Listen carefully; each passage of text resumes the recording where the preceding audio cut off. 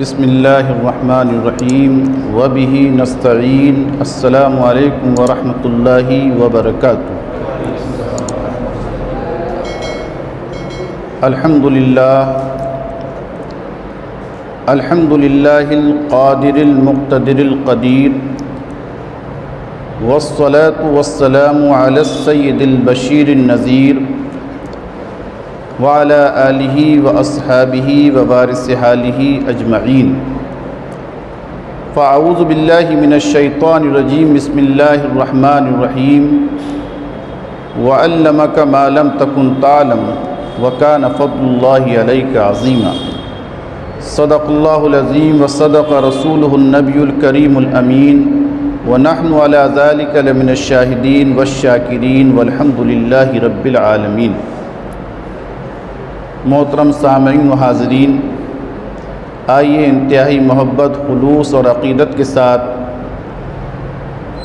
نبی آخر زمان، سرور کون و مکان، امام الانبیاء جناب محمد مصطفیٰ صلی اللہ تعالیٰ علیہ وسلم کی بارگاہ میں درود شریف کا نذرانہ پیش کریں۔ اللہم صلی وسلم وبارک علی سیدنا و حبیبنا و نبینا و کریمنا و مولانا محمد وعلی آلہ واصحابہ اجمعین۔ حضرات، علم غیب کے حوالے سے یہ تیسرا درس ہے۔ پہلے درس میں ہم نے غیب کی تعریف، اس کی لغوی اور اصطلاحی تعریف سماعت کی، اور قرآن کی روشنی میں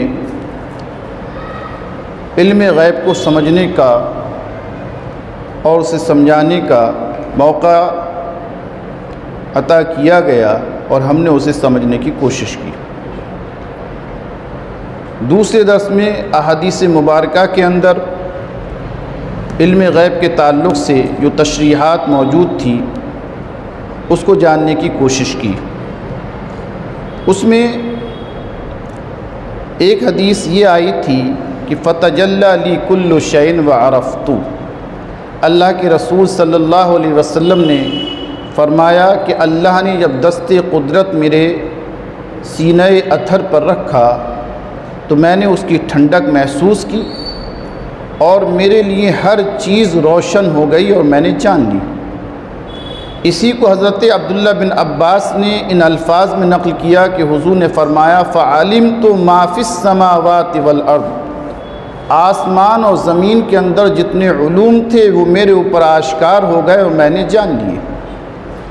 اسی طرح ایک حدیث پچھلے درس میں ہم نے یہ بھی نقل کی تھی کہ ان اللہ زوائل فی الارض، اللہ نے زمین جو ہے وہ میرے لیے سمیٹ دی، فرأیت مشارقہا و مغاربہا، اور میں نے جو ہے اس زمین کے مشرق اور مغرب کو دیکھ لیا۔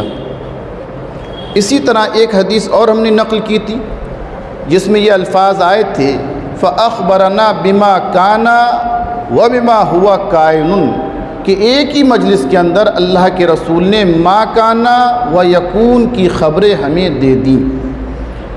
اسی طرح ایک روایت یہ بھی آئی تھی کہ انما انظر الی کفی ھذا، میں دنیا کو اس طرح دیکھ رہا ہوں جیسے اپنے ہاتھ کی ہتھیلی۔ یہ تمام حدیثیں اس بات کی طرف دلالت کر رہی ہیں کہ نبی کریم صلی اللہ تعالیٰ علیہ وسلم کو اللہ رب العزت نے علم غیب عطا فرمایا تھا۔ لیکن یہاں پر ایک بعض لوگوں کے دلوں کے اندر شبہ پیدا ہوتا ہے کہ ایک ہی مجلس کے اندر نبی کریم صلی اللہ علیہ وسلم نے سارے واقعات کی خبر کس طرح دے دی؟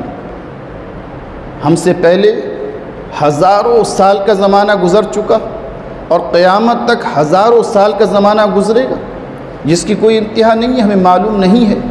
تو یہ کیسے ممکن ہے کہ ایک ہی محفل کے اندر، ایک ہی مجلس کے اندر ہزاروں لاکھوں کروڑوں واقعات نبی کریم صلی اللہ علیہ وسلم بیان فرما دیں؟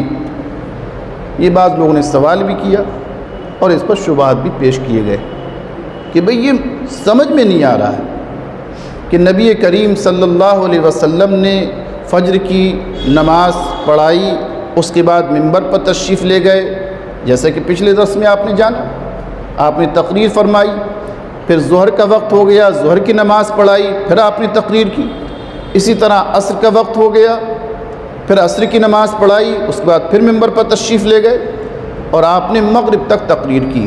صحابہ اکرام بیان کرتے ہیں کہ اللہ کے رسول نے اس مجلس کے اندر جو ہے ما کانا وما یکون کے تمام واقعات بیان فرما دیے، اور اس پر شارحین حدیث علامہ ابن حجر عسقلانی اور علامہ بدر الدین عینی کی ہم نے تشریح آپ کے سامنے پیش کی کہ انہوں نے بھی یہ کہا کہ ابتدائے مخلوق سے لے کر، ابتدائے خلق سے لے کر، مخلوق کی ابتدا سے لے کر انتہا تک جو ہونے والا تھا اللہ کے رسول صلی اللہ تعالیٰ علیہ وسلم نے اسے بیان کر دیا۔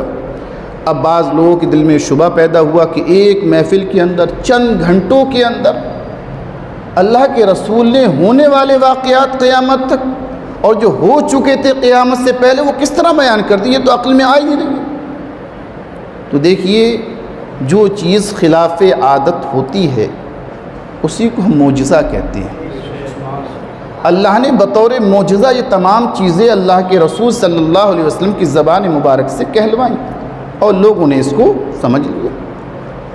اگر معجزہ عادت کے مطابق ہو تو پھر معجزہ موذیہ کیسے رہے گا؟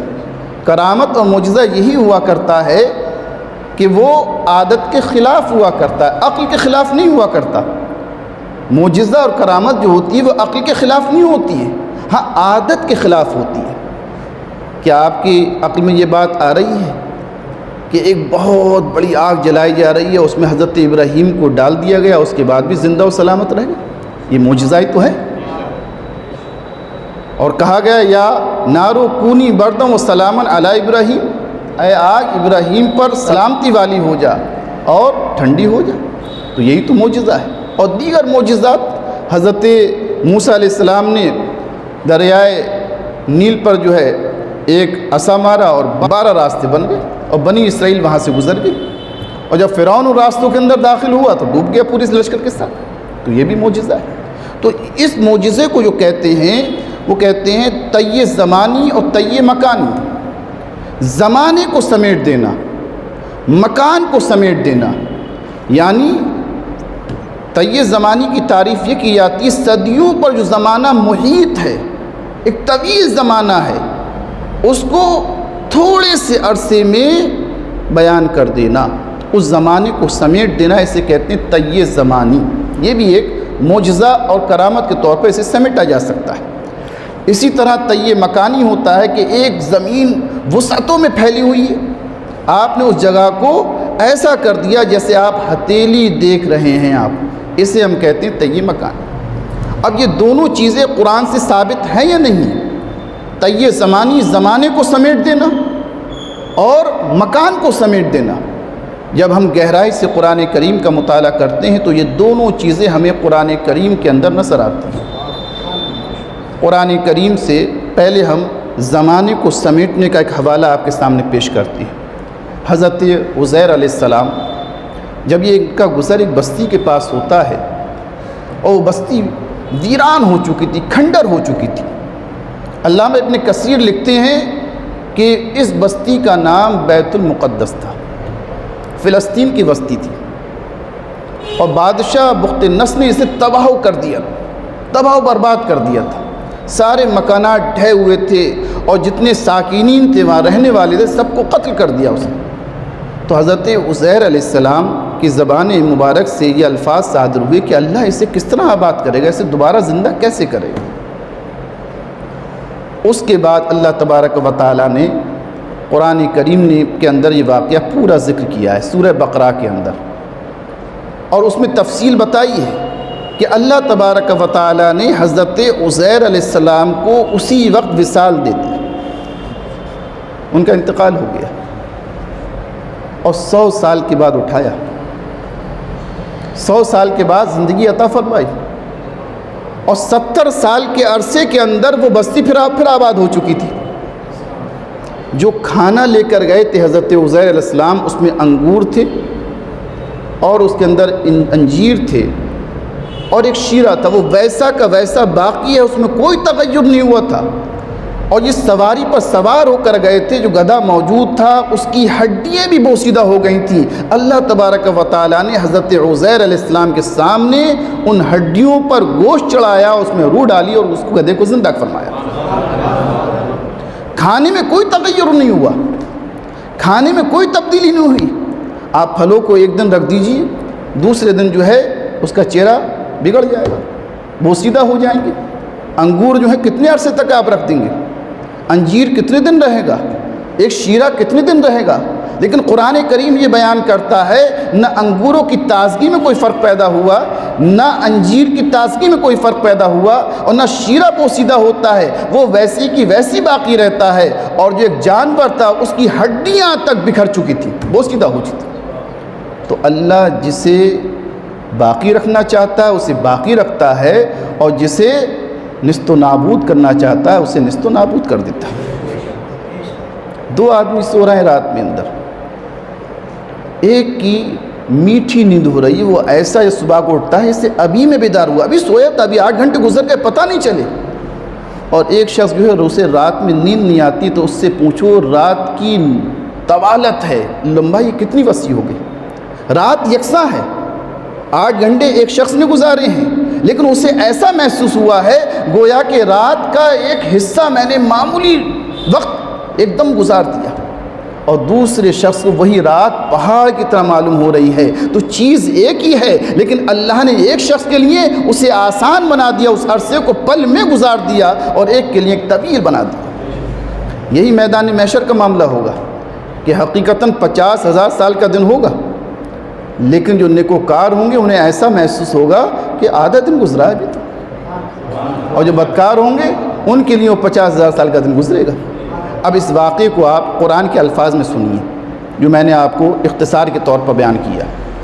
قرآن کریم فرماتا ہے او کالذی مر علی قریۃ وہی خاویۃ علی عروشها، اس شخص کی مثال جس کا گزر ایک بستی کے پاس سے ہوتا ہے۔ یہ کون ہے؟ حضرت عزیر علیہ السلام۔ اور بستی کی حالت کیا ہے، کنڈیشن کیا ہے؟ وہی خاویۃ علی عروشها، وہ اپنی دیواروں اور چھتوں کے ساتھ گری ہوئی تھی، بکھری ہوئی تھی، کھنڈر ہو چکی تھی۔ قال، حضرت عزیر علیہ السلام کہتے ہیں انا یحیی ہذہ اللہ بعد موتها، اللہ اس کو ویران کرنے کے بعد، اس کی موت کے بعد اسے دوبارہ آباد کس طرح فرمائے گا، اسے زندگی کیسے عطا فرمائے گا؟ یہ انکار نہیں تھا، ایک حیرت تھی کہ کس طرح آباد ہوگی، ایک تجسس تھا کہ یہ ویران ہو چکی ہے، یہ بستی کھنڈر میں تبدیل ہو چکی ہے، اس کے رہنے والے سب مر چکے ہیں، اب یہ پورا کا پورا شہر کس طرح آباد ہوگا؟ تو پتہ ہے اللہ نے کیا فرمایا؟ فَأَمَاتَهُ اللَّهُ مِئَةَ عَامٍ، مئتا کہتے ہیں 100 کو، عام کہتے ہیں سال کو۔ اللہ نے انہیں موت دے دی، انتقال کر دیا 100 سال کے لیے۔ کتنے سال؟ 100 سال تک حضرت عزیر علیہ السلام وہیں تشریف فرما رہے ہوں گے، سمجھے؟ جسم پر کوئی اثر نہیں پیدا ہوا۔ ثم بعثہ، 100 سال کے بعد اللہ نے انہیں اٹھایا دوبارہ۔ اب اٹھے تو اللہ نے فرمایا کم لبثت، اے عزیر کتنا ٹھہرے تھے، کتنا عرصہ ہوا ہے تمہیں یہاں ٹھہرے ہوئے، کتنے دن، کتنی دیر تک سوتے رہے؟ تو حضرت عزیر جواب دیتے ہیں لبثت یومن او بعد یوم، یا تو میں ایک دن تک سویا ہوں یا دن کا بعض حصہ سویا ہوں۔ یہ قرآن کریم فرما رہا ہے حضرت عزیر علیہ السلام 100 سال کا عرصہ گزار چکے ہیں، 100 سال تک سوتے رہے ہیں، اور اللہ فرماتا ہے کم لبثت، اے عزیر کتنا وقت گزار لیا، کتنے وقت تک سوتے رہے؟ تو حضرت عزیر کیا کہتے ہیں؟ کہتے ہیں لبثت یومن او بعد یوم، اے پروردگار عالم یا تو میں نے ایک دن سوتے ہوئے گزارا ہے یا دن کا بعض حصہ گزارا ہے۔ تو اللہ کیا فرماتا؟ نہیں، بل لبثت مئۃ عام، تم 100 سال تک یہاں ٹھہرے ہو، 100 سال ہو گئے تمہارے قیام کو۔ اب ذرا دیکھو موجودہ فانظر الی طعامک و شرابک لم یتسنہ، جو کھانا لے گئے تھے اور جو پینے کے لیے شیرہ لے گئے تھے، لم یتسنہ، اس میں تبدیلی نہیں ہوئی ہے، وہ تر و تازہ باقی ہے۔ قرآن کہہ رہا ہے فانظر، دیکھو، الی طعامک، جو کھانا لے کر آئے تھے، توشہ لے کر آئے تھے، اس میں کوئی تغیر نہیں ہوا ہے، اس میں کوئی تبدیلی نہیں ہوئی ہے۔ الی طعامک و شرابک لم یتسنہ، لیکن جس سواری پر آئے تھے اس کا نظارہ دیکھو، وانظر الی حمارک، اپنا گدھا جو ساتھ میں لے کر آئے تھے اس کی طرف دیکھو وہ کیسا ہو گیا ہے۔ ہم نے یہ کیوں کیا ہے؟ وَلِنَجْعَلَكَ آیَةً لِلنَّاسِ، تاکہ ہم لوگوں کو لیے نشانی بنا دیں، آپ کو علامت بنا دیں کہ اللہ تبارک و تعالیٰ کی شان ہے کہ 100 سال کے بعد بھی کھانے میں کوئی تبدیلی نہیں ہوئی اور گدھے کی ہڈیاں بکھر گئیں۔ ایک آدمی 100 سال تک سویا ہوا ہے، انگوروں میں کوئی فرق نہیں پڑا ہے، انجیر کے اندر کوئی تبدیلی نہیں ہوئی ہے، شیرے کے اندر کوئی تبدیلی نہیں ہوئی ہے، اور گدھے کی ہڈیاں بھی بکھر چکی ہیں، اور وہ ایسا ہو گیا جس سے برادہ بن چکا ہے اور بکھری ہوئی ہیں۔ 100 سال کا عرصہ گزر گیا، بہت معمولی عرصہ نہیں ہے، بہت بلند اور طویل عرصہ ہے۔ پھر اللہ فرماتا اچھا دیکھنا چاہتے ہو زندگی ہم کیسے عطا کرتے ہیں؟ اب دیکھو وانظر الی العظام، یہ ہڈیاں، ان کا برادہ جو بکھرے ہوا ہے، عظام کہتے ہیں عظم کی جمع ہے، ہڈی کو کہتے ہیں۔ وانظر الی العظام، تم ذرا ہڈیوں کو دیکھو، کیف ننشزھا، کیسے ہم زمین سے اسے اٹھاتے ہیں، کیف ننشزھا، ان گدھے کی ہڈیوں کو ہم کس طرح زمین سے اٹھاتے ہیں، ثم نکسوھا لحما، اور ان ہڈیوں پر کس طرح ہم گوشت چڑھاتے ہیں۔ کیسا یکسو مانے چڑھانا آتا ہے، ہاں پہنانا، جیسے لباس پہناتے ہیں ہم، اس پر گوشت کا لباس کس طرح پہناتے ہیں۔ اس طرح جب وہ ہڈیاں بکھری ہوئی تھیں، ان کا برادہ جو ہے ٹھوس ہڈیاں بنتا ہے، اور وہ ہڈیاں ایک ڈھانچے میں تبدیل ہوتا ہے، اور اس ڈھانچے کے اوپر گوشت چڑھنے لگتا ہے، پھر ایک فرشتہ اس میں روح ڈال دیتا ہے اور وہ گدھا جو ہے بولنے لگتا ہے۔ فلما تبین لہ، جب یہ تمام چیزیں حضرت عزیر علیہ السلام کے سامنے واضح ہو گئیں تو وہ پکار اٹھتے ہیں، اعلم ان اللہ علی کل شیء قدیر، میں جانتا ہوں کہ اللہ ہر چیز پر قادر ہے۔ یہ سورہ بقرہ 259 نمبر آیت ہے، پورا واقعہ اس آیت کے اندر موجود ہے کہ حضرت عزیر علیہ السلام کے ساتھ کیا ہوا کہ آپ 100 سال تک سوتے رہے، کھانے میں کوئی تبدیلی نہیں ہوئی۔ تو یہ کیا ہے؟ زمانے کو سمیٹ دینا، یہ طی زمانی ہے کہ ایک ذات کے لیے زمانے کو سمیٹ دیا گیا، ایک پر زمانے کا اثر ہو رہا ہے، دوسرے پر کوئی اثر نہیں ہو رہا ہے۔ یہ اللہ کی قدرت ہے، جس کو چاہے حیات عطا فرمائے اور کس کو چاہے نیست و نابود کر دے۔ حالانکہ ہم اگر اپنی عقل کے ذریعے سوچیں تو کھانا پہلے خراب ہو جانا چاہیے تھا، اور کچھ عرصے تک جو ہے وہ ہڈیاں باقی رہنا چاہیے، لیکن ہڈیوں کا برادہ بن چکا ہے گدھے کی، اور کھانے میں کوئی تبدیلی نہیں ہوئی ہے۔ تو اللہ ہی تو ہے کہ اس نے زمانے کو آپ کے لیے سمیٹ دیا ہے، اور کسی کے لیے زمانہ بہت طویل کر دیا ہے، اسے کہتے ہیں زمانے کو طی زمانی۔ اور وہ بستی جو ہے جب انہوں نے نظر اٹھا کے دیکھی، جس کے بارے میں یہ کہہ رہے تھے کہ انا یحیی ھذہ اللہ بعد موتھا، اللہ اس کو ویران کرنے کے بعد کیسے زندہ کرے گا، وہ بستی جو ہے 70 سال میں آباد ہو چکی تھی، وہاں لوگ موجود تھے۔ جب نگاہ اٹھا کے دیکھا تو یہ طی زمانی کی اعلیٰ مثال ہے۔ اسی طرح آپ نے ایک واقعہ سنا ہوگا طی زمانی کا، اصحاب کہف کا، پوری ایک صورت موجود ہے قرآن کے اندر، سورہ کہف۔ کہف کہتے ہیں غار کو، جس میں کچھ نوجوان اپنے ایمان کو بچانے کے لیے غار کے اندر چھپ گئے تھے۔ یہ ایک بادشاہ کا دور تھا، مفسرین لکھتے ہیں دقیانوس بادشاہ تھا، بہت ظالم تھا، کافر تھا، وہ جبر کرتا تھا بت پرستی پر، کوئی اس کے زمانے میں جو ہے وہ ایمان لانے کی جرت نہیں کرتا تھا۔ کچھ نوجوان جو ہے اللہ نے ان کے دل کے اندر ایمان کی روشنی پیدا کر دی، ایمان ان کے اندر جلوہ گر ہو گیا۔ اب انہیں خطرہ لاحق ہوا کہ یا تو بادشاہ جو ہے ہمیں قتل کر دے گا، یا اپنی بدعقیدگی کی طرف ہمیں دعوت دے گا، دونوں میں سے کوئی ایک کام اختیار کرنا ہو۔ تو اللہ نے ان کے دل کے اندر یہ القاء فرمایا کہ آپ جو ہے پھر ایمان کی سلامتی کے لیے چلے جاؤ۔ پتہ ہے اس میں 100 سال کا عرصہ نہیں سلایا، حضرت عزیر علیہ السلام کو تو 100 سال سلایا، اور یہاں پر اصحاب کہف کو قرآن بیان کر رہا ہے 309 سال سوتے رہے غار کے اندر۔ کتنے سال؟ 309 سال تک ناخن بڑھ رہے ہیں، بال بھی بڑھ رہے ہیں، کروٹ بھی لی جا رہی ہے۔ قرآن بیان کرتا ہے کہ سورج بھی اس غار پر روشنی نہیں ڈالا کرتا تھا، دھوپ نہیں پڑا کرتی تھی، کبھی وہ دائیں طرف ہو جاتا تھا، کبھی بائیں طرف ہو جاتا تھا، تاکہ ان کے اجسام پر کوئی خلل پیدا نہ ہو۔ 309 سال کے بعد انہیں بیدار کیا۔ پھر ایک نے پوچھا بھی کتنا عرصہ ہو گیا سوتے ہوئے، قرآن بیان کر رہا ہے۔ تو بعض نے یہ کہا کہ ابھی بھائی ہو سکتا ہے آدھا دن گزرا ہو یا ایک دن گزرا ہو۔ تو جب انہوں نے اپنی حالت پر غور کیا تو کہا نہیں، عرصہ بہت زیادہ گزر چکا ہے، ہماری حالت، ہمارے بال اور ناخن بہت بڑے ہو چکے ہیں۔ اب ان میں سے ایک شخص جو ہے اسے بھوک لگتی ہے، وہ درہم لے کر جاتا ہے جس پر اس بادشاہ کی مہر لگی ہوئی تھی، اور یہ 309 سال کے بعد کب اٹھایا؟ جب لوگ مرنے کے بعد اٹھنے کا انکار کر رہے تھے۔ یہ مسئلہ بڑے زور و شور سے چل رہا تھا۔ بادشاہ اس زمانے کا مسلمان تھا، اس نے اللہ کی بارگاہ میں دعا کیا، مولا کوئی ایسی نشانی ظاہر فرما دے جس سے لوگوں کے عقیدے میں پختگی پیدا ہو جائے کہ مرنے کے بعد دوبارہ زندہ ہونا ہے۔ اب یہ چیزیں پیدا ہوں تو اب یہ اصحاب کہف جب بیدار ہوتے ہیں، اور بیدار ہونے کے بعد ایک شخص جو ہے کھانا لینے جاتا ہے۔ جب کھانا لینے جاتا ہے تو دکاندار کو جب پیسے دیتا ہے تو اس پر مہر لگی ہوتی ہے سکے پر 300 سال پرانی، تو وہ یہ سمجھتا ہے کہ اسے خزانہ ہاتھ لگ گیا ہے۔ وہ بادشاہ کو خبر کر دیتا ہے۔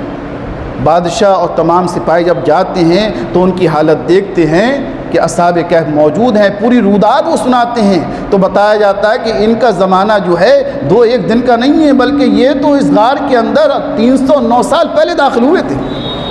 تب لوگوں کو یقین ہوتا ہے کہ ہاں مرنے کے بعد دوبارہ زندہ ہونا ہے، اور اس پر یقین۔ پھر وہ اللہ رب العزت جو انہیں وصال دے دیتا ہے، بادشاہ کو وصیت ہوتی ہے، اور غار کے اندر تابوتوں میں دوبارہ دفن کر دیا جاتا ہے۔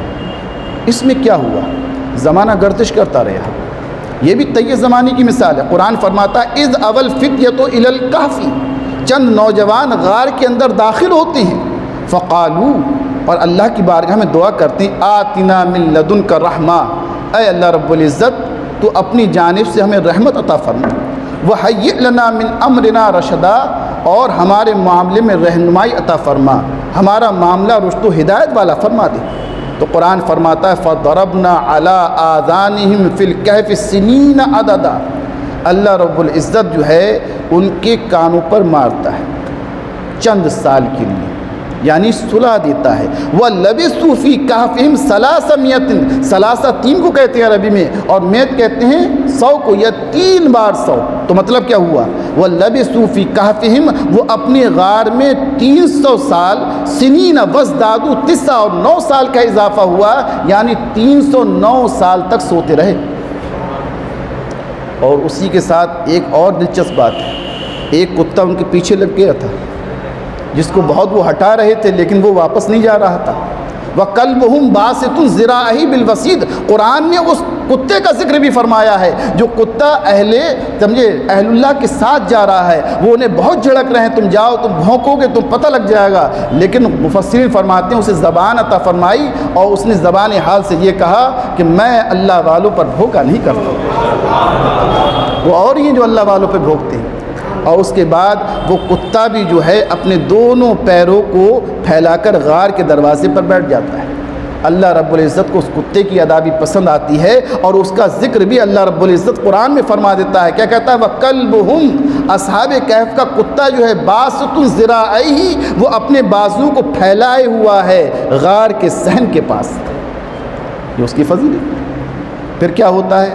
وَكَذَلِكَ بَعَثْنَاهُمْ، اسی طرح ہم نے انہیں اٹھایا، لِيَتَسَاءَلُوا بَيْنَهُمْ، وہ آپس میں سوال کرتے ہیں۔ قَالَ قَائِلٌ مِّنْهُمْ، اصحاب کہف میں سے ایک شخص کہتا ہے کم لبثتم، ارے ہم بیدار ہوئے کتنا زمانہ ہو گیا سوتے ہوئے۔ تو کیا کہتے ہیں؟ ایک شخص کہتا ہے لبثنا یومن او بعض یوم، قرآن کہتا ہے 1 دن ہوا ہے یا 1 دن کا بعض حصہ، 2 گھنٹے 3 گھنٹے سوئے ہم۔ تو قالو، جو اپنے حالات میں غور کرتے ہیں تو پتہ لگتا ہے نہیں، زمانہ تو بہت زیادہ گزر چکا ہے۔ قال ربکم عالم بما لبثتم، تمہارا رب زیادہ جانتا ہے تم اس مدت میں کتنی زمان ٹھہرے۔ تو 309 سال کو اللہ رب العزت نے انہیں ان کے لیے آدھے دن میں یا 1 دن کے اندر سمیٹ دیا، اسے کہتے ہیں طی زمانی۔ تو پہلے مثال ہم نے قرآن کریم سے حضرت عزیر علیہ السلام کی دی، اس میں بھی زمانے کو سمیٹ دیا گیا۔ دوسری مثال اصحاب کہف کی ہے، اس میں بھی طی زمانی کی مثال دی گئی، یہ بھی معجزہ ہے۔ اب مکان کو سمیٹنا، مکان، دنیا بہت وسیع و عریض ہے، بہت وسیع و عریض ہے، لیکن کسی کے لیے وہ رائی کے دانے کے برابر ہے، ہتھیلی پر جائے کا دانہ ہے، اس طرح دیکھ رہے ہیں دنیا کو۔ اب یہ کیسے ممکن ہے؟ تو دیکھیے ایسے ہی ممکن ہے جیسے قرآن میں جو ہے یہ واقعہ آیا ہے سلیمان علیہ السلام کا۔ سلیمان علیہ السلام کے زمانے میں کیا ہوتا ہے؟ قرآن نے بیان کیا سورہ نمل کے اندر کہ بلقیس جو ایک ملکہ ہے، ایک ملک کی ملکہ ہے، اور وہاں کے رہنے والے کافر و مشرک تھے، وہاں پیغام پہنچایا گیا، انہوں نے غور کیا اس پیغام کے اندر، اور وہ اسلام لانے کے لیے اپنے ملک سے حضرت سلیمان علیہ السلام کی جانب روانہ ہو گئے کہ ہم اسلام لے آتے ہیں۔ اللہ نے ان کے دل کے اندر یہ بات ڈالی۔ اس ملکہ کا ایک تخت تھا، بہت قیمتی تخت تھا، جس پر وہاں کے رہنے والوں کو ناز تھا کہ ایسا تخت کہیں نہیں ہے، بلقیس کا تخت ہے۔ تو حضرت سلیمان علیہ السلام کا دربار لگا ہوا تھا، اور آپ نے وحی کے ذریعے یہ جان لیا تھی کہ وہ ملکہ بلقیس وہاں سے چل دیے، اور اس کے ساتھ کچھ لوگ بھی چل دیے۔ اب وہ یہ چاہتے تھے کہ اس کے آنے سے پہلے اس کا تخت میری بارگاہ میں آ جائے، اور مفسرین لکھتے ہیں کہ وہ ان کے ملک میں جو فاصلہ تھا وہ تقریباً 1100 میل کا تھا، 1100 میل کا فاصلہ تھا حضرت سلیمان علیہ السلام کے اور ملکہ بلقیس کے تخت کے درمیان۔ تو حضرت سلیمان علیہ السلام کیا کہتے ہیں، اسے سورہ نمل میں آیت نمبر 38، 39 اور 40 کے اندر بیان کیا ہے۔ قال، حضرت سلیمان علیہ السلام کہتے ہیں، یا ایھا الملأ، اے میرے جماعت، ایکم یاتینی بعرشھا قبل ان یاتونی مسلمین، تم میں سے کس کو طاقت ہے کہ اس کا عرش، اس کا تخت میرے پاس لے آئے، ان کے میرے پاس مسلمان ہونے کی حالت میں آنے سے پہلے؟ ابھی وہ دربار میں آئے نہیں ہیں، میرے پاس چل دیے ہیں وہاں سے، لیکن ابھی پہنچے نہیں ہیں، ان کے پہنچنے سے پہلے ان کا تخت میرے پاس آ جائے۔ تم میں سے کسی کو طاقت ہے؟ کون کہہ رہے ہیں؟ حضرت سلیمان علیہ السلام کر رہے ہیں، اور وہاں پر ذرائع بھی نہیں ہیں، کوئی ہوائی جہاز نہیں چل رہا ہے، اور اس میں بھی ٹائم لگے گا، کوئی راکٹ نہیں چل رہا ہے، 1100 کلومیٹر سے زائد کا کہتے ہیں مسافت ہے، اور سلیمان علیہ السلام پوچھ رہے ہیں کہ تم میں سے کسی کو طاقت ہے؟ ان کے دربار میں جن بھی موجود ہیں، ان کے دربار میں اہل علم بھی موجود ہیں۔ تو ایک جن کہتا ہے قال عفریت من الجن، ایک قوی جن نے کہا حضرت سلیمان علیہ السلام سے، قال عفریت من الجن، کہتا انا آتی کا بھی، میں اس تخت کو لے آؤں گا آپ کی بارگاہ میں، آپ کا دربار ختم ہونے سے پہلے طاقت کا اندازہ کیجیے۔ جن کیا کہہ رہے ہیں؟ قال عفریت من الجن، ایک قوی ہیکل جن کہتا ہے انا آتی کا، مجھے اتنی قدرت ہے کہ بلقیس کا تخت آپ کا دربار ختم ہونے سے پہلے میں لے آؤں گا، وَإِنِّي عَلَيْهِ لَقَوِيٌّ أَمِينٌ، میں اس پر بہت قوت رکھتا ہوں، امانت دار ہوں۔ سلیمان علیہ السلام، نہیں، اس سے بھی جلدی چاہیے، اس سے بھی جلدی چاہیے۔ تو ایک شخص جن کے پاس کتاب اللہ کا علم تھا، کتاب کا علم تھا، اور یہ کون تھے؟ یہ حضرت سلیمان علیہ السلام کی امتی تھے، ان کی امت میں تھے، جن کا نام مفسرین بتایا آصف بن برقیہ۔ قال الذی عندہ علم من الکتاب، ایک شخص جس پہ کتاب اللہ کا علم تھا، اس میں اعظم اس کے پاس موجود تھا، تو وہ کیا کہتے ہیں؟ انا آتی کا بھی قبل ان یرتد الیک طرفک، اے سلیمان علیہ السلام، آپ کی پلک جھپکنے سے پہلے میں تخت کو حاصل کر دوں گا۔ اب بتائیے یہ طاقت کہاں ہے؟ یہ مکان تو سمٹ رہا ہے، اس کے لیے دنیا اتنی تو ہوگی کہ اس نے ایسے تخت اٹھایا، ایسے کر دیا، یہ تو ہے پلک جھپکنا۔ یہ تخت رکھا ہوا ہے، یہ دنیا ہے، یہ بلقیس کا تخت ہے، اس نے اٹھایا یوں رکھ دیا، تبھی تو ممکن ہے، ورنہ زمین اتنی وسیع والی ہو۔ اور قرآن بیان کر رہا ہے، یہ کوئی حدیث ضعیف کہہ کے آپ نہیں گزر سکتے، نہیں بچ سکتے کہ حدیث میں واقعہ آیا ہے اور یہ حدیث ضعیف ہے، یہ راوی فلاں ہے، یہ متکلم فی ہے، اس کا حافظہ کمزور ہے، اس کا ضبط کمزور ہے، یہ کہہ کے آپ نہیں بچ سکتے۔ اگر اس کا انکار کر دیا تو اسلام سے ہی آپ کا رشتہ ختم ہو جائے، اسے ضعیف نہیں کہا جا سکتا۔ کیا کہہ رہا ہے قرآن؟ قال الذی، قالا کے معنی کہا، الذی عندہ، اس شخص نے کہا جس کے پاس کتاب کا علم تھا، کیا کہا؟ انا آتی کا بھی، میں اس تخت کو لے آؤں گا جو 1100 کلومیٹر سے اوپر ہے۔ کب لے آؤں گا؟ قبل ان یرتد الیک طرف، طرف کہتے ہیں کنارے کو، یہ آنکھ کا یہ پلک جھپکنے سے پہلے، آپ کی پلک جھپکے گی نہیں، اس سے پہلے میں لے آؤں گا، اس سے مجھے قدرت ہے۔ فلما رآہ، اور اس نے کر دکھایا، خی کہا ہی نہیں، قرآن کہتا ہے صرف کہا نہیں، اس نے پہلے تو کہا، اس کے بعد فلما رآہ مستقرا عندہ، جب سلیمان علیہ السلام نے دیکھا پلک جھپک کے تو تخت موجود ہے سامنے۔ فلما رآہ، جب سلیمان علیہ السلام نے اس تخت کو دیکھا، مستقرا عندہ، اپنے پاس موجود دیکھا، تو فوراً کہہ سکتے ہیں ھذا من فضل ربی، یہ میرے رب کا فضل ہے۔ تو آپ نے یہ دونوں مثالیں دیکھ لی، زمانے کو بھی سمیٹ دیا گیا اور مکان کو بھی سمیٹ دیا گیا۔ اور کن کے لیے سمیٹا گیا؟ یعنی اللہ والوں کے لیے۔ حضرت عزیر علیہ السلام یہ بھی اللہ کے نبی ہیں، حضرت سلیمان علیہ السلام یہ بھی اللہ کے نبی رسول ہیں، اور کس نے کیا؟ ان کی امتی نے یہ کام کیا ان کے سامنے، ان کی موجودگی میں۔ تو حضرت سلیمان علیہ السلام کی طاقت کا اندازہ کیا ہوگا؟ جب ان کے لیے زمانے کو سمیٹا جا سکتا ہے، مکان کو سمیٹا جا سکتا ہے، تو جو محبوب رب العالمین ہو اس کے لیے اگر زمانے کو سمیٹ دیا جائے تو کون سی عرض کی بات ہے؟ جو اللہ رب العزت کا محبوب ہو، جس کے لیے کائنات کو بنایا گیا ہو، جو وجل تخلیق کائنات ہو، اس کے لیے اگر زمانے کو سمیٹ دیا جائے اور دنیا کو سمیٹ کر رائے کے دانے کا برابر بنا دیا جائے، اور وہ جو چیز کو چاہے جان لے، تو اس میں کون سی قباحت ہے، کون سا حرج ہے؟ یہ کام پہلے بھی تو ہو چکا ہے۔ اب دیکھو دونوں چیزیں ہوئی حضور کے لیے نہیں ہوئی۔ اب معراج کے واقعے کو دیکھیں، اللہ اکبر۔ معراج حق ہے اور اس میں دونوں چیزیں ثابت ہیں، زمانے کو بھی سمیٹا گیا ہے، مکان کو بھی سمیٹ دیا گیا ہے۔ معمولی رات کے تھوڑے سے حصے میں بیت المقدس، مسجد حرام سے بیت المقدس گئے، وہاں سے آسمانوں کی سیر کی، وہاں سے جنت کی سیر کی، دوزخ کی سیر کی، اللہ کا دیدار کیا، تمام چیزیں دیکھی۔ حضرت آدم علیہ السلام سے ہو رہی ہے، حضرت عیسیٰ علیہ السلام سے ہو رہی ہے، حضرت موسیٰ علیہ السلام سے ہو رہی ہے، ان سے گفتگو ہو رہی ہے، حضرت یوسف علیہ السلام سے ہو رہی ہے، تمام چیزوں کا مشاہدہ کرتے ہیں۔ رات کا معمولی حصہ ہے اور اس کے بعد رات کے اسی حصے میں واپس بھی آ جاتا ہے۔ یہ زمانے کو سمیٹا یا نہیں سمیٹا؟ زمانے کو سمیٹ دیا گیا۔ اور آپ اندازہ لگائیے آسمان اور زمین کی وسعتیں کتنی ہیں، کتنے دنوں پہنچیں گے۔ تو رسول پل بھر میں جو ہے، جہاں زمانے کو سمیٹا گیا ہے وہاں جگہ کو بھی سمیٹ دیا گیا ہے، تو تیہ زمانی بھی پائی جا رہی ہے اور تیہ مکانی بھی پائی جا رہی ہے۔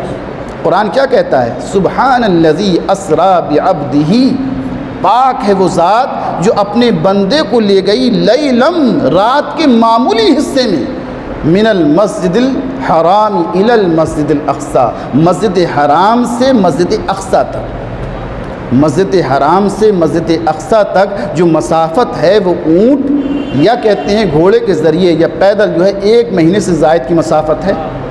پہلے تو وہ مسافت طے کی گئی، اور وہاں آپ نے انبیاء کرام کی امامت کی، امامت کے بعد جو ہے آپ جو ہے آسمان اول پر گئے۔ کتنی ہزاروں لاکھوں کروڑوں کلومیٹر ہے، کوئی اندازہ لگا سکا ہے؟ ایک آسمان کو طے کیا، دوسرے آسمان کو طے کیا، تیسرے آسمان کو طے کیا، آسمانوں کو 7 آسمانوں کو طے کرنے کے بعد سدرۃ المنتہا پر پہنچے، جہاں پر ہر چیز کی انتہا ہو گئی، اور اس کے بعد وہ تھے، ان کا رب تھا، رب کا دیدار تھا۔ اور یہ تمام معاملہ رات کے ایک معمولی حصے میں ہو بھی گیا، اور اس کے بعد آپ واپس بھی آ گئے اور تمام چیزیں طے کر لی۔ تو اللہ کے رسول صلی اللہ علیہ وسلم کے لیے زمانے کو بھی سمیٹ دیا گیا، مکان کو بھی سمیٹ دیا گیا۔ اب وہی رسول کہہ رہا ہے فَعَلِمْتُ مَا فِي السَّمَاوَاتِ وَالْأَرْضِ، آسمان اور زمین کے تمام علم مجھے دے دیے گئے ہیں، تو کون سی قباحت ہوگی؟ کون سی ہوگی؟ کون سا استحالہ ہو گیا؟ کون سا محل لازم ہو گیا؟ جب وہ کہہ رہا ہے، اور وہی رسول کہہ رہا ہے، کیا کہہ رہا ہے؟ ان اللہ ذوَا لی الارض، اللہ نے زمین کو میرے لیے سمیٹ دیا، میں نے مشرق اور مغرب کو دیکھ لیا۔ تو حضرت سلیمان علیہ السلام کے لیے معجزے کے طور پر یہ ہو سکتا ہے، اور سلیمان علیہ السلام کے امتی یہ کارنامہ کر سکتے ہیں۔ حضرت عزیر علیہ السلام کے لیے اللہ جو ہے 100 سال تک سلا کر ان کی ایک بات کی تائید کے لیے پورا واقعہ ہو سکتا ہے۔ حضرات اصحاب کہف کے ساتھ 309 سال سلا سکتا ہے۔ تو وہی رب العزت جو ہے ایک ہی مجلس کے اندر اللہ کے رسول کو وہ قدرت عطا فرما دے کہ ما کانا کے بھی وہ بتا دیں اور ما یکون کو بھی بتا دیں، تو اس میں کوئی استحالہ نہیں۔ اسی لیے محدثین نے فرمایا ہے، ابن حجر عسقلانی نے فتح الباری کے اندر فرمایا، اور علامہ بدر الدین عینی نے عمدۃ القاری کے اندر فرمایا، کیا فرمایا؟ کہ اللہ رب العزت کے رسول، آخری رسول نے ایک ہی مجلس میں تمام مخلوقات کے احوال سے خبر دے دی، جو ہونے والا تھا اس کو بھی بتا دیا، اور جو ہو رہا ہے اس کو بھی بتا دیا، اور جو ہو چکا ہے اس کو بھی بتا دیا۔ تو یہی تو علم ما کانا و یکون ہے۔ ایک حدیث مجھے یاد آ رہی ہے کہ نبی کریم صلی اللہ علیہ وسلم بدر کے میدان سے پہلے، بدر کی جنگ سے پہلے، جسے امام مسلم نے روایت کیا ہے، کتنے ہیں؟ 313 لوگ ہیں۔ تلواریں بھی میرے خیال سے ایک بعض روایت میں آتا ہے 3 ہیں، بعض میں آتا ہے 4 ہیں، 2 گھوڑے ہیں، اور سامنے 1000 کا لشکر ہے۔ ہر قسم کا ہتھیار ان کے پاس ہے۔ کیا عقلی طور پہ یہ بات سمجھ میں آ رہی ہے جو نہتے لوگ وہ 313 ہیں جس میں بوڑھے بھی ہیں بچے بھی ہیں، وہ جو ہے 1000 کے لشکر پر غالب آ جائیں گے؟ اور جنگ سے پہلے کوئی انجام بتا سکتا ہے کیا ہونے والا ہے؟ کتنا بھی بڑا جنرل ہو، کتنا ہی بڑا سپہ سالار ہو، کتنی بڑی اس کے پاس طاقت ہو، فوج ہو، لیکن وہ جنگ کے انجام کے بارے میں نہیں بتا سکتا کہ جنگ کا انجام کیا ہونے والا ہے۔ ہاں وہ تخمینہ لگا سکتا ہے، آنکڑے بتا سکتا ہے کہ بھئی یہ ہو جائے گا، ایسا ہو جائے گا، اپنی قوت کے ذریعے بتا دے گا، لیکن یقینی طور پہ یہ بتا دے کہ جنگ کا انجام یہ ہوا ہے، کوئی ایسا سپہ سالار نہیں محمد مصطفیٰ کے علاوہ۔ صبح جنگ ہونے والی ہے، اللہ کے رسول صلی اللہ علیہ وسلم جنگ بدر میں میدان بدر کے اندر آتے ہیں اور ہاتھ میں کھجور کی چھڑی ہے، اور بعض روایت میں آتا ہے ہاتھ سے ہی آپ لائن کھینچتے ہیں اور بتاتے ہیں یہاں ابو جہل کی لاش گرے گی، یہاں عتبہ قتل کیا جائے گا، یہاں شیبہ گرے گا۔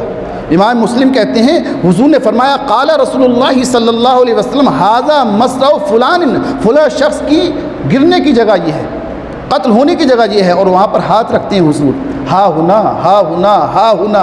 جنگ سے پہلے ہر ایک کا مقتل تیار کر رہے ہیں کہ جنگ کا نقشہ پورا کھینچ دیا، اور جو صبح جنگ ہوتی ہے تو جو حضور نے رات میں نقشہ بنایا تھا بے عینی وہی نقشہ نظر آ رہا تھا ان کے لیے، ہاتھ سے لکیر کھینچ کر جس کا مقتل بنا دیا، وہیں سے ایک بال برابر جگہ بھی اس کی لاش دور نہیں گری ہوئی تھی۔ اسے امام مسلم روایت کرتے ہیں۔ یہ کون بتا سکتا ہے؟ یہ کہ اندازے سے بنایا جا سکتا ہے؟ کوئی سپہ سالار یہ کہہ سکتا ہے کہ فلاں سپاہی کی لاش وہاں گری ہوگی، وہاں وہ قتل کیا جائے گا؟ یہ وہی بتا سکتا ہے جس کے سامنے دنیا ایسی ہی ہو جیسے ہتھیلی پر رائے کا دانہ ہے، جس طرح وہ دانے کو دیکھ رہا ہے اس طرح نبی کریم صلی اللہ علیہ وسلم پوری دنیا کا ملاحظہ فرما رہے ہیں۔ تو غیب کی خبر دینا یہ مسئلہ تو اتنا آشکار ہے کہ اس میں شک و شبہ کی گنجائش نہیں، بالکل وضیح مسئلہ ہے۔ ایک روایت اور سنتے جائیے، اسے مشکات شریف میں 835 صفحے پر ذکر کیا ہے، امام احمد نے احمد میں اس کا تذکرہ کیا ہے، یہ روایت ابن کثیر نے بدایہ اور نہایہ کے اندر ذکر کی ہے، اور امام بہقی نے دلائل النبوہ کے اندر ذکر کیا ہے۔ ایک بہت بڑے امام ہیں ابن حبان، انہوں نے بھی اس روایت کو اپنی صحیح کے اندر نقل کیا ہے۔ روایت بڑی دلچسپ ہے، ایمان تازہ ہو جائے گا آپ، کہ ایک چرواہا اپنی بھیڑ بکریاں چرا رہا تھا، تو ایک بھیڑیا آتا ہے اور ایک بھیڑ کو پکڑ لیتا ہے اور پکڑ کر چلا جاتا ہے۔ بھیڑیے کے پیچھے جو ہے چرواہا جاتا ہے اور ڈنڈے کے ذریعے کسی کے ذریعے کوشش کر کے وہ بھیڑ کو چھڑا لیتا ہے۔ اس کے بعد کیا ہوتا ہے؟ جاء ذئب الی راعی غنم، ایک بھیڑیا چرواہے کی بھیڑوں کے پاس آتا ہے، فاخذ منها شاة، اور اس میں سے ایک بکری کو یا ایک بھیڑ کو پکڑ لیتا ہے اور لے کر بھاگتا ہے۔ فطلبہ الراعی، وہ چرواہا اس کے پیچھے جاتا ہے اور اسے چھڑا لیتا ہے۔ وہ بھیڑیا کیا ہے؟ فصعد علی تل، وہ ایک ٹیلے پر سوار ہو جاتا ہے، ٹیلے پر بیٹھ جاتا ہے۔ چرواہا نیچے بیٹھا ہوا ہے، چرواہا نیچے ہے اور بھیڑیا جو ہے ٹیلے پر ہے، اور اس نے دونوں ہاتھوں کو پھیلا لیا۔ پھر کیا کہتا ہے؟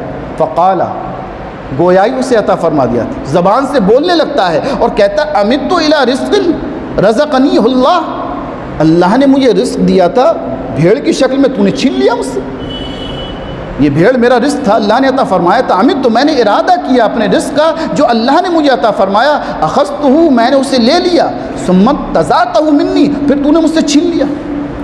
جب چرواہا نے اس بھیڑیے کو کلام کرتے ہوئے دیکھا تو بڑی حیرت میں پڑ گیا، کہتا ہے ارے، فقال الرجل تاللہ، خدا کی قسم، ان رأیتک الیوم، میں نے آج کی طرح ماجرا تو کبھی نہیں دیکھا۔ کون کہہ رہا ہے؟ چرواہا کہہ رہا ہے، آج کی طرح منظر تو میں نے کبھی نہیں دیکھا۔ ذئبن یتکلم، ایک بھیڑیا کلام کر رہا ہے، گفتگو کر رہا ہے۔ تو پتہ ہے بھیڑیا کیا جواب دیتا ہے؟ ارے میرے بولنے پہ حیرت کر رہے ہو، میرے گفتگو کرنے پہ حیرت کر رہے ہو۔ الذئب، ذئب کہتا ہے عجب من ھذا، اس سے عجیب تر تو بات یہ ہے کہ ایک شخص دو جنگلوں، دو بستیوں کے درمیان ہے، نخلستان کے درمیان ہے، وہ شخص تمہیں ما کانا کی خبر دے رہا ہے، ما یکون کی بھی دے رہا ہے۔ کیا بتا رہے ہیں بھیڑیا؟ بھیڑیا کیا کہہ رہا ہے؟ فقال الذئب، کہتا عجب من ھذا، اس سے عجیب تر بات یہ ہے کہ رجل فی النخلات بین الحرتین، دو حرہ کہتے ہیں بستی، سمجھے، جو پہاڑ ہوتے ہیں، جو ریگستان ہوا کرتے ہیں، ان کے درمیان مکہ مدینہ آباد، ہاں یخبرکم، وہ آدمی کیا کر رہا ہے؟ بما یخبرکم، تم کو خبر دے رہا ہے، بما مدہ، جو ہو چکا ہے، وبما ہوا کائن بعدکم، اور تمہارے بعد جو ہوگا اس کی خبر دے رہا ہے۔ تو میرے بولنے پہ حیرت مت کرو، حیرت تو اس بات پر کرو کہ ایک ذات ایسی موجود ہے تمہارے درمیان میں جو ہونے والی چیز ہے اس سے بھی باخبر کر رہا ہے، جو ہو چکی اس سے بھی باخبر کر رہا ہے۔ پھر کیا ہوتا؟ فکان الرجل یہودین، یہ چرواہا کون تھا؟ یہودی تھا۔ حدیث میں آتا ہے یہ چرواہا کون تھا؟ یہودی تھا۔ فجاء رجل، یہ شخص نبی کریم صلی اللہ علیہ وسلم پاس آتا ہے، فاسلم، فوراً ایمان لے آتا ہے۔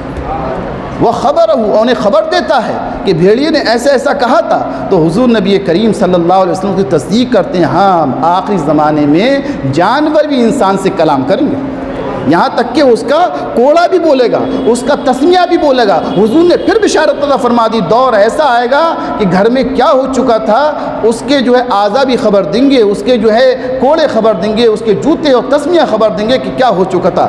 آج دور وہی آ رہا ہے، ہر چیز خبر دے رہی ہے آپ کو کیا ہو رہا ہے۔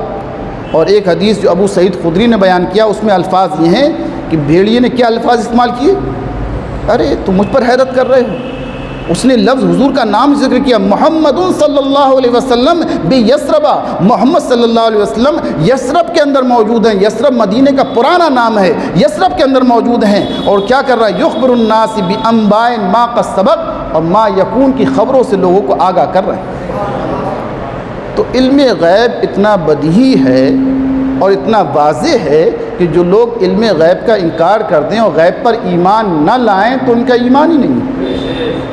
الذین یؤمنون بالغیب، یہ کس کی صفت بیان کی گئی؟ یہ ان کی صفت بیان کی گئی جو تقوی والے ہیں، متقی ہیں۔ ذالک الکتاب لا ریب فیہ، یہ وہ کتاب ہے جس میں کوئی شک و شبہ نہیں ہے۔ ھدی للمتقین، یہ متقی کے لیے ہدایت ہے۔ اور متقی کون ہے؟ الذین یؤمنون بالغیب، سب سے پہلی جو صفت ذکر کی قرآن نے وہ یہ کہ وہ غیب پر ایمان لاتے ہیں، بغیر دیکھے مانتے ہیں، اور ہمارا سارا دار و مدار غیب ہی پر ہے۔ نہ اللہ کا دیدار کیا ہے، نہ فرشتوں کو دیکھا ہے، نہ جنت کو دیکھا ہے، نہ دوزخ کو دیکھا ہے، قبر کے اندر کیا معاملہ ہوتا ہے اس سے ہم آگاہ نہیں ہیں، پل صراط کو دیکھ کر نہیں آئے ہیں، میزان کو دیکھ کر نہیں آئے ہیں، کرامن کاتبین کو نہیں دیکھا ہے، منکر نکیر کو نہیں دیکھا ہے۔ لیکن بتائیے کون مسلمان ہے جو ان کو مانتا نہیں ہے؟ اس کا آخرت پر بھی یقین ہے کہ مرنے کے بعد دوبارہ زندہ بھی ہونا ہے، قیامت حق ہے اس پر بھی یقین ہے، میدان محشر قائم ہوگا اس کو بھی مانتا ہے، پل صراط ہے اس کو بھی مانتا ہے، جنت اور دوزخ کو بھی مانتا ہے، فرشتوں کے وجود کو بھی مانتا ہے، جنات کے وجود کو، جس میں سے کوئی چیز دیکھ کر نہیں آیا ہے۔ تو پتہ چلا جب کسی بھی چیز کی آپ انتہا جائیں گے، آپ مانتے کیوں ہیں قیامت کو؟ آپ جنت کو کیوں مانتے ہیں؟ قرآن میں آیا ہے۔ قرآن کو کیوں مانتے ہیں؟ تو انتہا محمد مصطفیٰ صلی اللہ علیہ وسلم پر نکل کر آئے گی۔ تو ہمارا ایمان اور ایمان کا دار و مدار تو ایک ہی ذات ہے۔ اگر اسی ذات کو آپ غیر معتبر کر دو، اسی کے علم کے اندر نقص اور کمیاں نکالو، اسی کے علم کو ناپو، تو تم کیسے امتی ہو؟ حضرت سلیمان علیہ السلام کی امتی کو اللہ نے اتنی قدرت دی کہ ایک آن کے اندر پلک جھپکتے ہوئے بلقیس کا تخت حاضر کر دیا۔ تو محمد مصطفیٰ اگر اشارہ کر دے چاند کے 2 ٹکڑے ہو جائیں، ڈوبا ہوا سورج واپس آ جائے، تو اس میں کون سی قباحت ہے؟ ہمارے جو نبی کا کلمہ پڑھتے ہیں انہیں اس میں شک ہو جاتا ہے کہ دیکھیے کیسے ہو سکتا ہے سورج ڈوب گیا ہے اور حضور نے کہہ دیا واپس آ جائے، یہ تو اللہ ہی کر سکتا ہے۔ یہ شک کی کیا بنیاد ہے؟ اس میں اشکال نکالیں گے، حدیث سے یہ ثابت ہے کہ اس میں ایسا ہے، چاند کے 2 ٹکڑے ہوئے، انگلیوں سے چشمے جاری ہوئے، آپ کے پسینے سے خوشبو آیا کرتی تھی، لعاب آپ اگر کسی کے اندر کھاری کنویں کے اندر ڈال دیا کرتے تھے تو میٹھا ہو جایا کرتا تھا، پتھر سلام کیا کرتے تھے، درخت جو ہے وہ آ کر سجدہ کیا کرتے تھے۔ یہ تمام چیزیں احادیث سے ثابت ہیں، اور نبی کریم صلی اللہ علیہ وسلم کی خبروں پر ہی ہمارا اعتبار ہے۔ جب مخبر پر ایمان لائیں گے تبھی تو خبر معتبر ہوگی۔ اور مخبر کون ہے؟ النبی۔ نبی کے لیے قرآن نے مخبر نہیں کہا ہے، ہمارے نبی کے لیے کہا ہے النبی، اور نبی کے معنی ہی آتے ہیں جو غیب کی خبر بتاتا ہو۔ لہذا یہ ہمارا عقیدہ بالکل واضح ہو گیا کہ مستقل بالذات، ذاتی طور پر ہر چیز اللہ جانتا ہے، اور اللہ کے بتانے سے، اللہ کے آگاہ کرنے سے، مطلع کرنے سے اس کے نبی بھی غیب جانتے ہیں، اور نبی کے تفصل سے جو ہے اولیاء اکرام بھی ان خبروں کو جانا کرتے ہیں۔ اب جن آیات میں یہ آپ کو اصول یاد رکھنا ہے، جن آیات میں یہ آیا ہے کہ اللہ ہی غیب جانتا ہے، اللہ کے علاوہ کوئی نہیں جانتا ہے، تو اس سے غیب ذاتی مراد لیا جائے گا۔ کیا لیا جائے گا؟ غیب ذاتی۔ اور جن آیات مبارکہ میں یہ آیا ہے کہ نبی بھی غیب جانتے ہیں، اس سے غیب عطائی مراد لیا جائے گا۔ اسی طرح بہت سی حدیثیں آپ کے سامنے کوئی پیش کر سکتا ہے کہ ان سے تو نبی کے غیب کا انکار ہو رہا ہے، ان حدیثوں تو یہ معلوم ہو رہا ہے کہ نبی غیب نہیں جانتے، تو اس سے کیا مراد ہوگا؟ غیب ذاتی کی نفی ہوگی کہ اپنی طاقت سے، اپنی قوت سے نبی نہیں جانتے ہیں۔ اور جو احادیث ہم نے پیش کر دی ہیں آپ کے سامنے، اس سے یہ ثابت ہوتا ہے نبی جو ہے غیب جانتے ہیں اور اللہ نے انہیں عطا فرمایا۔ یہ مسئلہ بالکل آئینے کی طرح صاف ہو گیا۔ اگر آپ یہ توجیہ ہماری نہیں مانیں گے تو ان احادیث مبارکہ میں، ان آیات کریمہ میں توجیہ کر کے بتا دیجیے، ورنہ آپ کو بعض احادیث کا انکار کرنا پڑے گا اور بعض قرآن کی آیات کا انکار کرنا پڑے گا۔ اگر مکمل قرآن پر ایمان لانا ہے تو پھر آپ کو یہ توجیہ کرنا پڑے گی کہ جن آیات میں نفی ہو رہی ہے وہ علم ذاتی کی نفی ہے، اور جن آیات سے اثبات ہو رہا ہے وہ علم عطائی کا اثبات ہو رہا ہے۔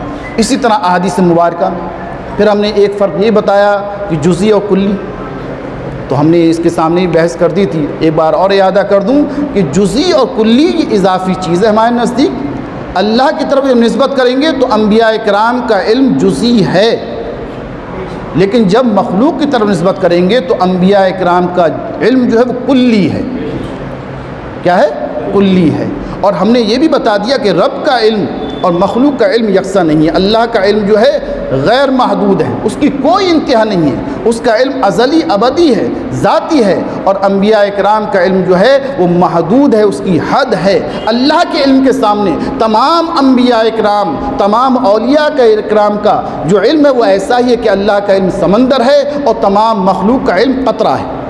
لیکن تمام مخلوق کے سامنے انبیاء کرام کا علم ایسا ہے کہ انبیاء کرام کا علم جو ہے وہ سمندر ہے اور مخلوق کا علم جو ہے قطرہ ہے۔ اس بحث میں کہ حضور نبی کریم صلی اللہ علیہ وسلم کو کلی علم دیا، جزئی علم دیا، اس کے متعلق جو ہے تاجدار سنت فرماتے ہیں، بتائیں کیا رسول اللہ کو ہم کیا سمجھتے ہیں۔ اس میں بہت سے مسئلے حل فرما دیے، ہمارے پیر مرشد نے بہت سے مسئلے حل فرما دیے کہ بتائیں کیا رسول اللہ کو ہم کیا سمجھتے ہیں۔ خدا کے بعد ان کی ذات کو یکتا سمجھتے ہیں۔ پہلے خدا کے بعد، یہ عقیدے کا مسئلہ ہے کہ خدا کے بعد ان کی ذات کو یکتا سمجھتے ہیں۔ خدا کے بعد ان کی ذات تنہا ہے، ان کی طرح کوئی نہیں۔